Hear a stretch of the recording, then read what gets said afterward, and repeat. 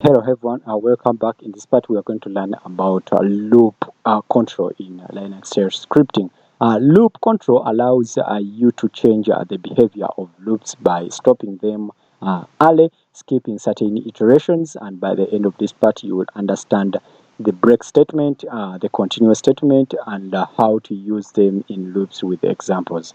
Okay, so let's get started. So the break statement is used to exit a loop immediately, and even if the loop condition is still true.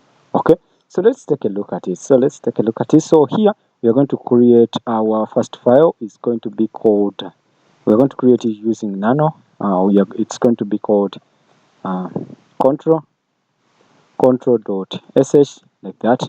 Okay, and then inside here we are going to create a shebang line. So hashtag, like that, bin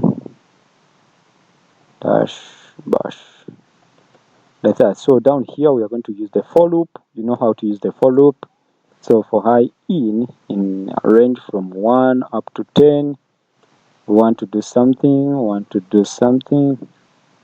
let us check for a certain condition. So let us check if I is greater than, if it is greater than 5. No, if it is greater than 5, then we are going to break. Okay, we are going to break out, and then let us end our if statement, and then we are going to echo out. So otherwise we are going to echo out number, then number I, like that. Okay, so from there we can finish our loop like that.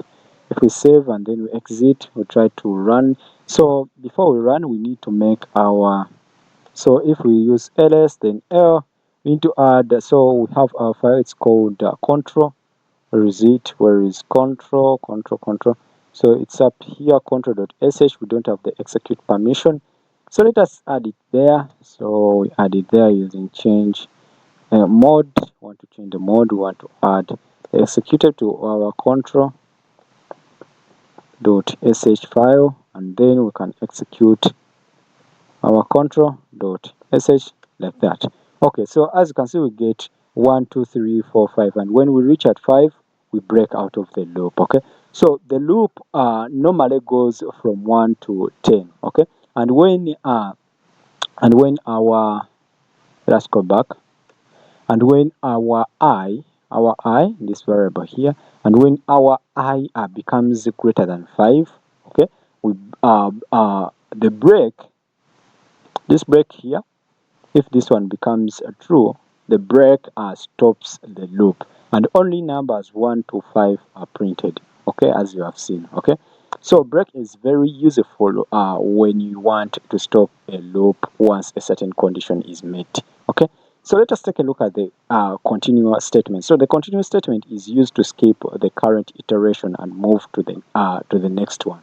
Okay, so for instance, if we try to use it, so if let us check if I is equal, if I is equals to 5, then let us skip this iteration using the continue keyword, like that.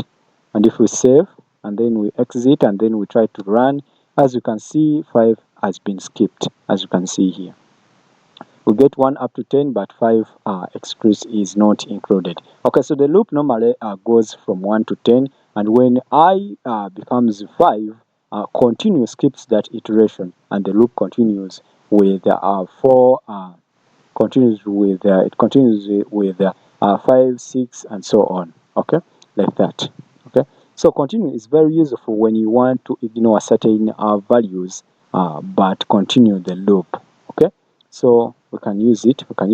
Also in the while loop. We can use it, but just know it's you can use it under the if block, okay, or the if statement. Okay, so you can take a look at it in different loops.